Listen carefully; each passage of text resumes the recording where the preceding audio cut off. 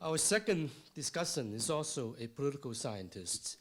Dr. Matthew Wilson is director of the Center for Faith and Learning and associate professor of political science at SMU.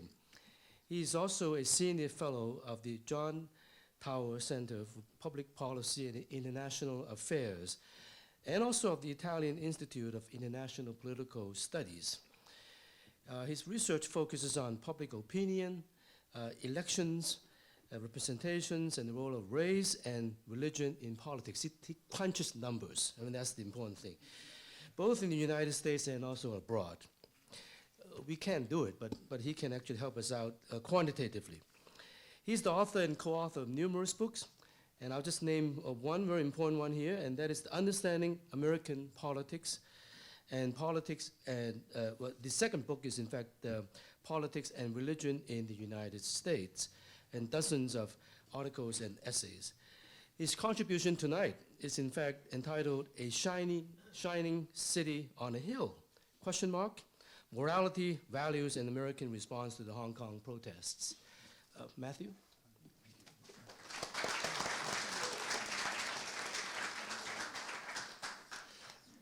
So first of all, let me assure you that despite that introduction, there will be no math required for tonight's presentation. There will have been no numbers crunched or harmed in the framing of these remarks.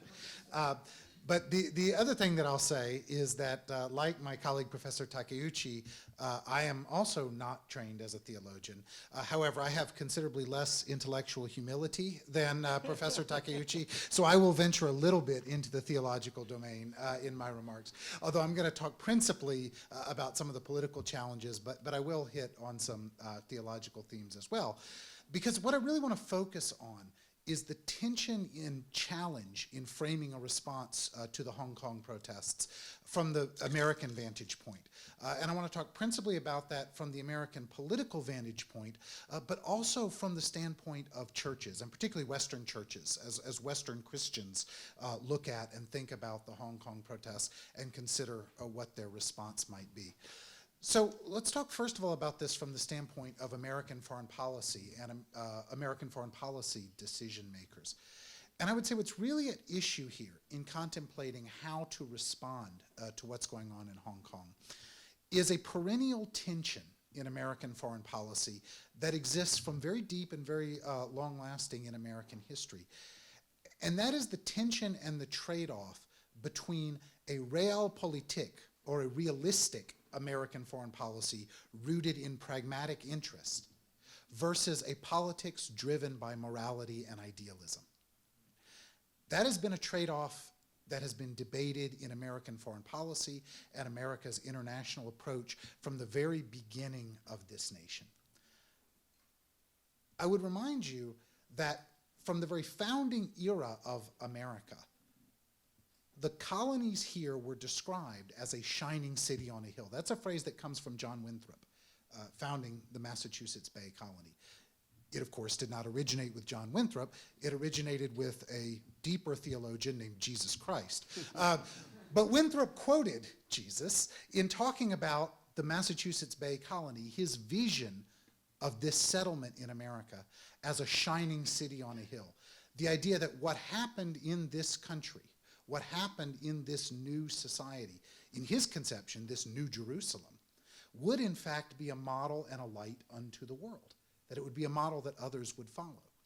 Now, he intended this in a very explicitly Christian context, right? He talked about this Massachusetts Bay Colony as being a model of Christian morality and Christian community for the world. Now, in the course of American history, this notion has been somewhat secularized. And the idea has become that America has a unique responsibility in the world to promote and to model democratic values, human rights, the full range of participation and democratic norms that undergird a functioning democratic society. This has been a recurrent notion for leaders and politicians across the partisan spectrum. This is not a Republican idea or a Democratic idea. It is something that figures in the rhetoric of politicians from John F. Kennedy to Ronald Reagan, that very much undergirds the foreign policy of leaders from Woodrow Wilson to George W. Bush, It has been a recurrent bipartisan theme that America has a special role to play in the world in promoting and modeling democracy and a free society. Now, of course, it's difficult at times to figure out what that means in practice. How does one model and promote democracy and a free society? And also, we have to be careful because that notion can take on elements of arrogance and imperialism. And it has at times in history, okay? There are certainly people around the world who hear Americans talk in those terms and say, you know what, you can keep your democracy and your political ideals and you can just, good luck with all that in your own society. We're doing just fine. But that is not always the response around the world. I think it was extremely telling. For myself, as an American, it was powerful and moving to see the images from Hong Kong of protesters waving American flags. Now, what does that say to those of us who are Americans? That people in Hong Kong would take up American flags as part of their protest. They didn't wave Canadian flags. They didn't wave Swedish flags. They didn't wave Indian flags. Those are all functioning democratic societies. Perhaps in some ways functioning better than ours, but that's a whole other question, right? But it was American flags that the protesters in Hong Kong took up, which suggests that whatever problems we may face in our polity, and there are some serious ones, that there is this powerful, enduring ideal of America as a moral symbol for democracy and freedom that people in this crucible of protest appealed to. Some would say that imposes a pretty serious moral obligation on the United States. If people in Hong Kong are clearly calling out for American involvement, it poses a real challenge in terms of what we should do. But let me say that that kind of moral, idealistic-driven American foreign policy is juxtaposed to a foreign policy that would be rooted in much more pragmatic American interests. Right? And some might argue that as much as we might sympathize with the democratic aims of protesters in Hong Kong, the United States has serious business to do in China. And getting too involved with Hong Kong imperils the business that the United States has to do in China. That's the realpolitik argument that says it's all well and good to support the people of Hong Kong's aspirations for democratization. But at the end of the day, Hong Kong, compared to the People's Republic of China, is tiny. It doesn't have the military power. It doesn't have the wealth. It doesn't have the influence in world affairs. And so therefore that argument would be that, look, the shining city on the hill stuff is nice, but the United States needs to engage with China. And if the United States is seen by China to be playing a disruptive role in Hong Kong, we won't be able to do that. And so this would be the countervailing caution to say, the United States needs to take a low-key role here. This seems to have been the advice thus far heeded by President Trump.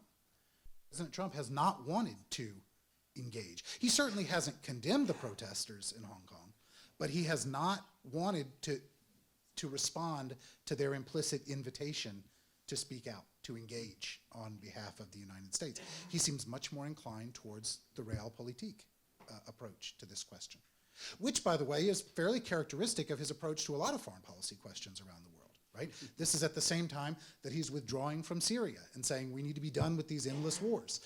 There's a more isolationist strain, a less idealistic strain in Trump's approach to international affairs than we've seen from some previous presidents. And you may agree or disagree with that, but it certainly marks a different strand of American foreign policy. Let me quickly speak to this from the standpoint of churches as they look at the moral dimensions of this. And Professor Kung raised the involvement of churches in Hong Kong and the fact that the Chinese government is quite suspicious of the role that churches are playing in motivating the Hong Kong protests. there certainly is an inclination on the part of many Western churches to speak up in favor of democracy and human rights in China. This, by the way, is an inclination that goes beyond simply the question of Hong Kong. Western churches would like to speak up about the Uyghurs. They'd like to speak up about Tibet. They'd like to talk about Hong Kong. None of these issues, by the way, are things that the government in Beijing wants to hear about from Western churches, or from anyone in the West for that matter, right? Making statements on these issues is not popular. Now the churches too face a dilemma, because one strand of thought would say, speak truth to power, be a bold moral witness, and let the chips fall where they may. But that's easier to say if you're speaking from outside the situation than if, for example, you are a Christian in China, who, if Western churches become politicized in the view of the Chinese government, this can make life much more difficult for Chinese Christians. It can make the Chinese much more suspicious of Christianity and the role that Christians might play in Chinese society. So there are costs that could be borne on the ground by Christians in China if Western churches are too politically active. The view of the Chinese government and of many in the Western world would be to say, churches should stay out of politics, okay? Christianity is growing in China. Both Protestant and Catholic Christianity have made substantial inroads into the Chinese population. And as Christianity grows in China, it will do so more rapidly and with less opposition from the government if it doesn't get involved in political questions, if it doesn't talk about these controversial issues. On the other hand, many Christian theologians, one in particular who comes to mind is the Christian theologian Karl Barth. He famously said, there is no such thing as a non-political Christianity. So his argument was that there can be no such thing, that Christianity is inherently by its very nature political. Of course, the Chinese government would say, and that's why it's dangerous, and that's why we don't want any part of it, right? So this is the dilemma. Speak truth to power. Should the churches speak truth boldly? Speak up for democracy, human rights, ethnic minorities, religious freedom, whether it's in Hong Kong or China more broadly? Or does the church keep a low profile and stay low key to try not to imperil the growth of Chinese Christian communities? It's not an easy call. There's an argument that can be made either way. And a lot of churches will try to split the difference. They'll try to nuance it, to finesse that question. But anyway, I'll conclude simply by saying that whether we're talking about this from a political standpoint or from a religious standpoint, it's not easy to chart a path of Western response, to figure out what would genuinely be helpful in this situation, as opposed to just feel-good moral posturing. It's one thing to say, #StandWithHongKong. But what does that mean? Whether you're a policymaker in the United States or whether you're an American Christian who cares about this situation, how do you #StandWithHongKong? What does that mean from a practical standpoint of action? And we have to ask ourselves very carefully, what is it either as policymakers or as believers that we can do that will genuinely improve the situation, as opposed to simply making ourselves feel better for saying something and perhaps not improving the situation on the ground? All right, thank you very much.